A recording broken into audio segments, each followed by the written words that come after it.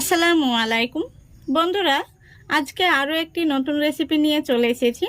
তো আজকে আমি তৈরি করে দেখাবো শুধুমাত্র একটি ডিম আর 1 কাপ ময়দা দিয়ে দারুণ মজার নরম তুলতুলে একটি নতুন নাস্তার রেসিপি।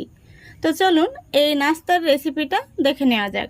আশা করছি আপনাদের ভীষণ ভালো লাগবে, আর ভালো লাগলে অবশ্যই লাইক কমেন্ট শেয়ার করে চ্যানেলটিকে সাবস্ক্রাইব করে আমার পাশে থাকবেন। তাহলে চলে যাচ্ছি মূল রেসিপিতে। তো দেখুন, প্রথমেই নিয়ে নিচ্ছি একটি মিক্সিং বোল, তারপরে নিয়ে নিচ্ছি একটি ডিমটাকে আমি ফাটিয়ে নিচ্ছি। ডিমটা কিন্তু নর্মাল টেম্পারেচার হতে হবে। ফ্রিজ থেকে ডিমটা বার করলে 1 ঘন্টা আগে থেকে বার করে রাখতে হবে, তারপরে কিন্তু এই রেসিপিটা বানাতে পারবেন। তারপরে দিয়ে দিচ্ছি চিনি। তো এখানে আমি 1/3 কাপ চিনি আগে থেকে ব্লেন্ড করে রেখেছি, সেটা দিয়ে দিচ্ছি। তারপরে দিয়ে দিচ্ছি স্বাদ মতো লবণ।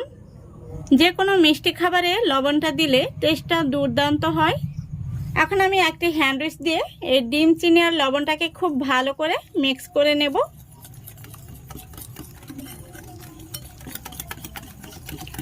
তো বন্ধুরা, এই নাস্তাটি বানাতে বেকিং পাউডার, বেকিং সোডা এবং ইনো কোনোটাই কিন্তু লাগবে না। দেখতেই পাচ্ছেন আমি খুব সুন্দর করে মিক্স করে নিয়েছি। এখন আমি দিয়ে দিচ্ছি 10 টাকা দামের 1 প্যাকেট গুঁড়ো দুধ। এই গুঁড়ো দুধটা দেওয়ার কারণে এই নাস্তাগুলো দারুণ টেস্টি হবে। সেই সাথে দিয়ে দিচ্ছি 2 থেকে 3 ফোঁটা মতো চকলেট এসেন্স।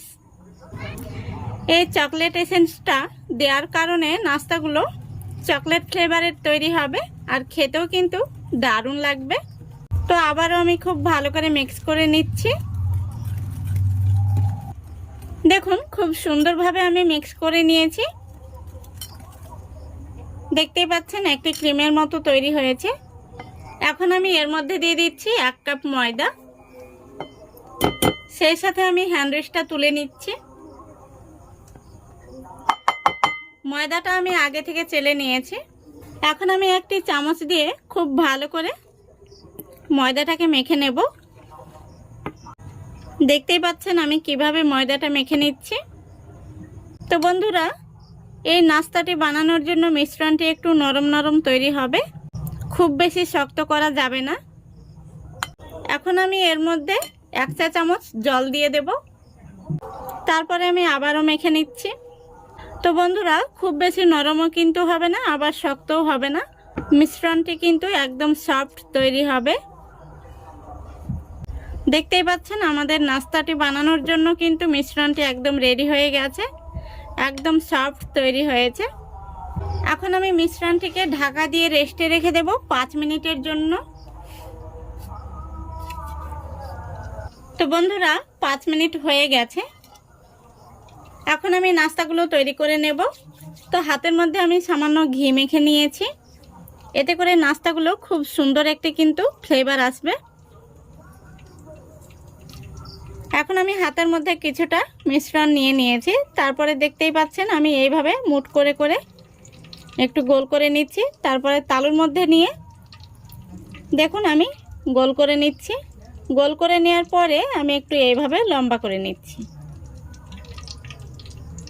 দেখতেই পাচ্ছেন নাস্তাটি রেডি হয়ে গেছে। তো এইভাবে কিন্তু নাস্তাগুলো বানিয়ে রাখা যাবে না, সঙ্গে সঙ্গে তেলের মধ্যে দিয়ে দিতে হবে। তো দেখতেই পাচ্ছেন নাস্তাগুলো ভাজার জন্য আমি আগে থেকে তেল গরম হতে বসিয়ে দিয়েছি, আর তেলটা গরম হয়ে গেছে। এই পর্যায়ে আমি নাস্তাগুলো তেলের মধ্যে দিয়ে দিচ্ছি, আর গ্যাসের ফ্লেমটা একদম লো ফ্লেমে রেখে কিন্তু এই নাস্তাগুলোকে ভেজে নিতে হবে।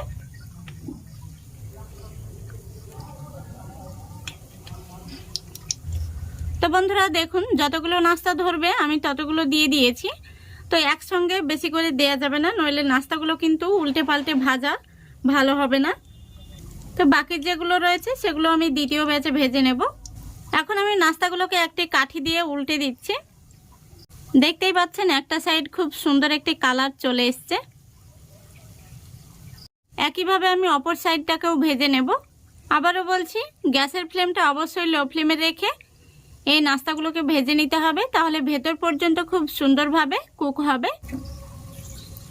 দেখুন বন্ধুরা, নাস্তাগুলোকে আমি উল্টে পাল্টে লাল লাল করে ভেজে নিয়েছি। খুব সুন্দর একটি কালার চলে এসছে। এখন আমি নাস্তাগুলোকে তেল থেকে তুলে নেব। তো বন্ধুরা, এই নাস্তাগুলো বানানো খুবই সহজ আর বাচ্চারা তো ভীষণ পছন্দ করবে। বাচ্চাদের টিফিনেও কিন্তু ঝটপট এইভাবে বানিয়ে দিতে পারবেন, বাচ্চারা মজা করে খেয়ে নেবে। এই নাস্তাগুলো বানাতে খুব বেশি উপকরণের প্রয়োজন হয় না, শুধুমাত্র 1 কাপ ময়দা আর 1টি ডিম দিলেই কিন্তু এই নাস্তাগুলো বানানো হয়ে যায়। আবারও আমি যে বাকি নাস্তাগুলো রয়েছে সেগুলো ভেজে নেব।